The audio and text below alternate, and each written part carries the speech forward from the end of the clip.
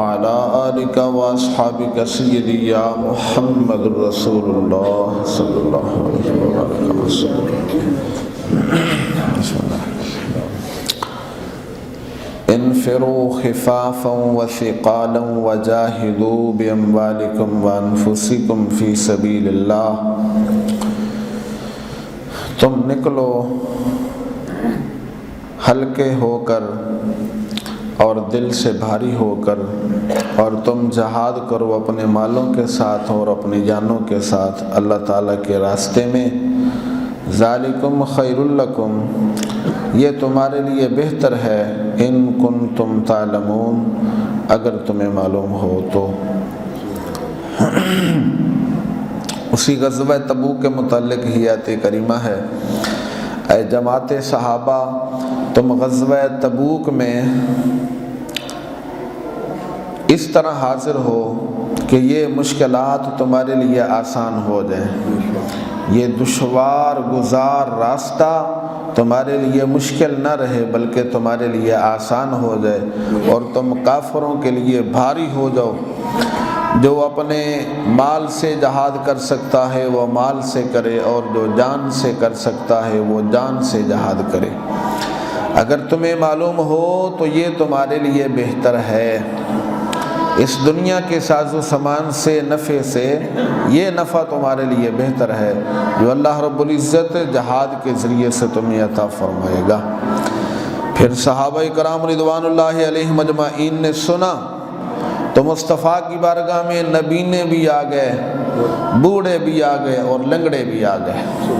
جو معذور تھے وہ بھی جہاد کرنے کے لیے نبی علیہ السلام کی بارگاہ میں آ گئے. عبداللہ ابن ام مکتوم نبینے صحابی ہیں، وہ بھی اسلحہ زیب تن کر کے حضور کی بارگاہ میں آ گئے. یا رسول اللہ، میں نے بھی جہاد پر جانا ہے. فرمایا تم نبینے آدمی ہو، معذور ہو، تم رک جاؤ. یا رسول اللہ نہیں، میں نے جانا ہے. مصطفیٰ کریم نے ان کو روکا تو پھر ٹھہر گئے.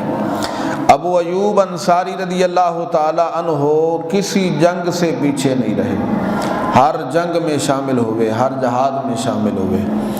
اور صفوان بن عمر کہتے ہیں میں حمص کا حاکم تھا، میں نے ایک غزوے میں دیکھا اتنا بوڑھا آدمی کہ اس کی یہ آنکھوں کے بھویں پلٹ کر آنکھوں کی طرف لوٹ گئے تھے اور گر گئے تھے. اتنا بوڑھا آدمی وہ بھی جہاد کرنے کے لیے آیا ہوا ہے.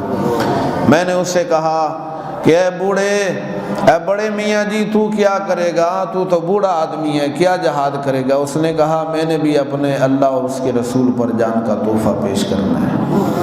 کروں تیرے نام پہ جان فدا، نہ بس ایک جان دو جہاں فدا، دو جہاں سے بھی جی نہیں بھرا، کروں کیا کروڑوں جہاں نہیں.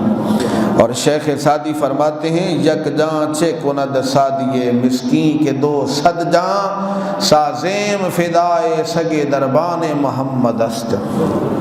آپ فرماتے ہیں سعدی کی ایک جان ہے، اللہ مجھے 200 جانیں بھی دیتا تو میں مصطفیٰ کے آستانے کے در کے کتے پر 200 جانیں قربان کر دیتا. یہ ہے عزت رسول، یہ ہے عظمت رسول.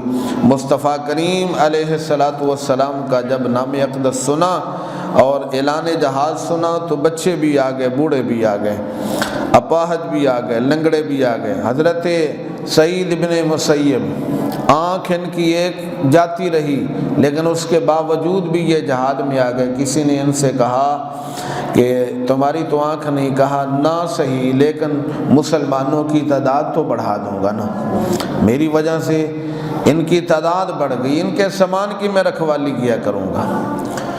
تو صحابہ کرام رضوان اللہ علیہم اجمعین کا جذبہ جہاد اللہ ان کو اس کا اجر عطا فرمایا اور ضرور عطا فرمایا. ہمارا ان کے ساتھ محبت کرنا اور اچھے لفظوں کے ساتھ ان کا ذکر کرنا یقیناً اللہ رسول کی خوشنودی ہے. آج لوگ باتیں کرتے ہیں صحابہ کرام رضوان اللہ علیہم اجمعین کے خلاف کہ جو ایک مجلس کا 7، 8 یا 10 لاکھ روپیہ لے کر مجلس پڑھے اور اہل بیت کا ذکر کرے، اسے صحابہ کے ساتھ یا اہل بیت کے ساتھ کیا محبت ہو سکتی ہے؟ انہوں نے تو جب رسول اللہ کا حکم سنا تو وہ لبیک کہتے ہوئے ہر چیز کو چھوڑ کے حضور علیہ السلام کے قدموں پر قربان ہو گئے. حضرت عبداللہ اسی غزوہ تبوک کی میں آپ کو بات سناتا ہوں. حضرت عبداللہ ذوالبجادین، دو چادروں والا۔ ذوالبجادین کا معنی کیا ہے؟ دو چادروں والا۔ مکہ مدینہ کے درمیان میں ان کا گھر ہے۔ مشرک تھے پہلے، کافی سارے غزوات اس نے دیکھے، آخر فتح مکہ ہوا۔ فتح مکہ کے بعد مصطفیٰ کریم مدینہ واپس لوٹ آئے۔ یہ بچپن میں یتیم ہو گیا تھا، باپ فوت ہو گیا، اس کے چاچے نے اس کی پرورش فرمائی، پرورش کی اس کے چاچے نے، غیر مسلم تھا۔ باپ کی وراثت سے ان کو بہت سارا مال ملا، ان کی بکریاں ہیں، چپائیں ہیں، مال مویشی ہیں۔ لیکن ایک دن آیا اپنے چچا کے پاس، چونکہ چچا کی کفالت میں تھا، کہتا ہے چچا میں اتنے عرصے سے تمہارا انتظار کر رہا ہوں کہ آج میرا چچا مسلمان ہوتا ہے، آج میرا چچا مسلمان ہوتا ہے۔ وہ غزوہ بھی ہو گیا، وہ بھی ہو گیا، وہ بھی ہو گیا، اب تو فتح مکہ بھی ہو گیا، یہ میری زندگی پتہ نہیں کتنے دن باقی ہے، یہ وفا کرے نہ کرے، میں تو جا رہا ہوں مصطفیٰ کریم علیہ السلام پر قربان ہونے کے لیے۔ چچا کہتا ہے یہ مال مویشی میں نے تمہیں دے رکھے ہیں، اگر اسلام قبول کرے گا، محمد کے پاس جائے گا تو یہ سارا مال میں لے لوں گا۔ وہ عبداللہ جن کے دلوں میں عشق مصطفیٰ بیدار ہو گیا، کہتا ہے چچا یہ مال بھی لے لے، یہ مویشی بھی لے لے، یہ میری بکریاں بھی لے لے، یہ سب کچھ لے لے، لیکن اب میں رک نہیں سکتا، میں نے ضرور محمد کے پاس جانا ہے۔ چچا کہتا ہے یہ تیرے جسم کے اوپر جو کپڑے ہیں نا یہ بھی میرے ہیں، یہ کپڑے بھی اتار دے۔ اتنا بدبخت ہے کہ اس کو جسم کے کپڑے بھی گوارا نہ ہوئے۔ یہ جو میں آپ کو سنا رہا ہوں یہ مدارج النبوت سے، مدارج النبوت جلد نمبر 2 میں غزوہ تبوک کا جہاں پر ذکر ہے وہاں پر یہ آپ کو بات مل سکتی ہے۔ چچا نے کہا یہ کپڑے بھی میرے ہیں، اتار دے میرے کپڑے بھی۔ اس بدبخت نے کپڑے بھی اتار لیے جسم سے، جوتی بھی اتار لی، لیکن حضرت عبداللہ عشق مصطفیٰ جب بیدار ہو گیا سب کچھ اسے دے دیا، لیکن در مصطفیٰ سے پیچھے نہیں رہے، ننگے ایسے ہی چل پڑے۔ کپڑے تو اس نے اتار لیے، جسم کے اوپر کپڑے نہیں ہیں، ایسے ہی ننگے آگے اپنی ماں کے پاس، اے ماں چچا نے کپڑے بھی اتار لیے، مجھے کپڑے تو دے دے۔ ماں نے سر کے اوپر دوپٹہ رکھا ہوا تھا، بیٹا یہ باندھ لو، اپنے تہمت بنا لو۔ ماں نے دوپٹہ دیا، حضرت عبداللہ رضی اللہ تعالی عنہ نے اس کے 2 حصے کیے، ایک کا تہمت بنایا اور ایک کی چادر بنا لی۔ اس لیے ان کا لقب ہے ذوالبجادین، 2 چادروں والا، 2 چادروں۔ کچھ حضرات یوں کہتے ہیں کہ ماں نے دوپٹہ دیا، اس کے 2 حصے کیے، کچھ کہتے ہیں نہیں، ایک چادر ماں نے دی تھی اور دوسری چادر جب مدینہ میں کملی والے کے پاس پہنچے تھے تو کملی والے محبوب نے اپنے کندھوں والی چادر اتار کر اس عبداللہ کو عطا فرما دی تھی۔ اس لیے اس کو کہتے ہیں ذوالبجادین، جو 2 چادروں والا تھا۔ ماں سے وہ چادر لی، تہمت باندھا اور چل پڑے مدینہ طیبہ کی طرف۔ منزلیں در منزلیں مارتے ہوئے پہنچے مدینہ پاک میں۔ بڑی لمبی چوڑی بات ہے۔ میاں محمد بخش رحمۃ اللہ تعالی علیہ فرماتے ہیں عاشق اونٹ نکلے ہوں دے تے دل بر وانگ بلوچاں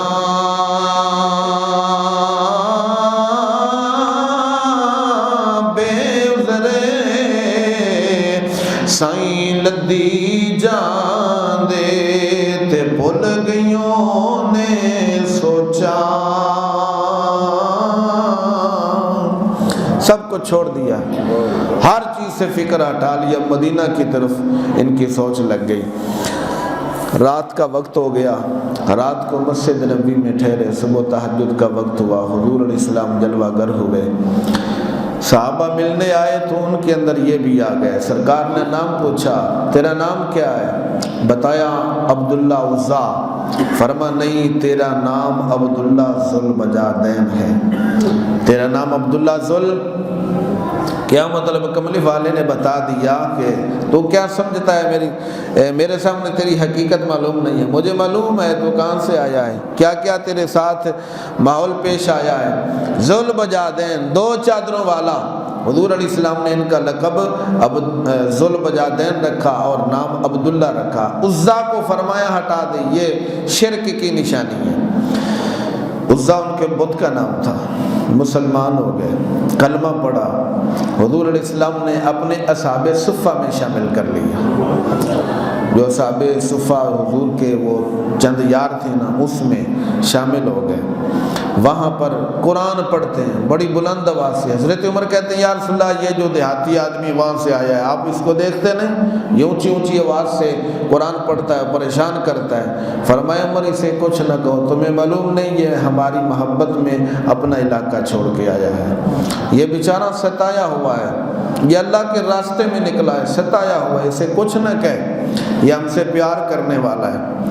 3 دنوں کے بعد تبوک کا اعلان ہوتا ہے۔ یہ آئے، مسلمان ہوئے، اصحاب صفہ میں شامل ہوئے، 3 دن نبی گزرے تھے، تبوک کا اعلان ہوتا ہے۔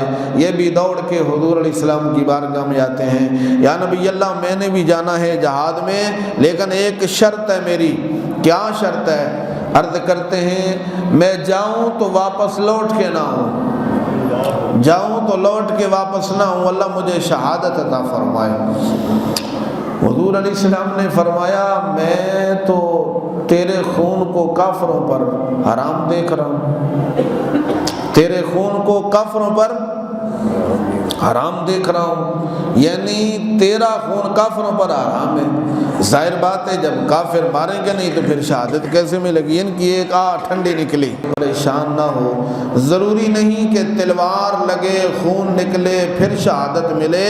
جب تم اللہ رسول کے راستے میں نکل پڑو، اگر تمہیں راستے میں کوئی بخار بھی آ جائے اور اس سے تمہاری موت واقع ہو جائے تو اللہ تمہیں شہادت عطا کر دے گا۔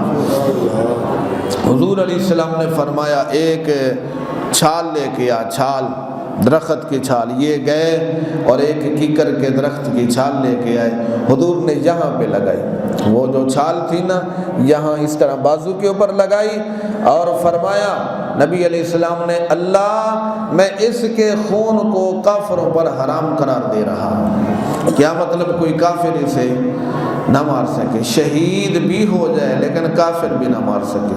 پھر یہ نبی علیہ السلام کے ساتھ گئے تبوک کے اندر، اس صحابی کو وہاں پر پھر بخار ہوا۔ حضور نے پہلے ہی بتا دیا تھا جب تم اللہ کے راستے میں نکل پڑو، تمہیں بخار ہو جائے اور موت تمہاری ہو جائے تو گویا تمہیں شہادت مل گئی۔ بخار ہوا، بخار ہوا، وصال ہو گیا۔ حضرت بلال رضی اللہ تعالیٰ عنہ، رات کا وقت ہے، چراغ اٹھایا ہوا ہے، مصطفیٰ کریم صلی اللہ علیہ وسلم فرماتے ہیں کئی لے کے آؤ، میں اپنے اس یار دی قبر خود بناواں گا۔ حضرت بلال نے چراغ اٹھایا ہوا ہے، حضور علیہ السلام نے کہیں کو پکڑا اور خود قبر انور بنائی، قبر بنائی۔ حضور اس کی قبر میں لیٹے، ابو بکر بھی ساتھ ہیں، فاروق اعظم بھی ساتھ ہیں، قبر میں اتارا جا رہا ہے۔ حضور فرما رہے تھے اے اللہ یہ تجھ سے اور تیرے رسول سے پیار کرنے والا ہے، تو اس کو بخش دے۔ اے اللہ یہ تیرے راستے میں نکلا ہے، ستایا ہوا ہے، اے پروردگار تو اس کے اوپر رحم فرما، اس کے اوپر کرم فرما۔